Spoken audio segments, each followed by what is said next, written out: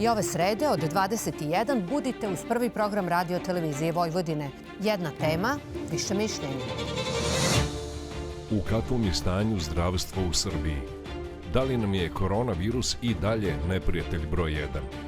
Hoće li biti nastavljena ulaganja u opremanje zdravstvenih centara, ali i obezbeđivanje većih plata i boljeg standarda zdravstvenih radnika?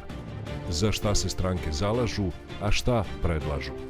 U signalima naši gosti će biti Profesor dr. Ferenc Vicko, Savez vojvođanskih Mađara, dr. Rade Panić, Koalicija Moramo, primarijus dr. Veselin Bojat, Socijalistička partija Srbije, dr. Jovana Stojković, Koalicija Suverenisti. Signali, sreda, 9 uveče, RTV1.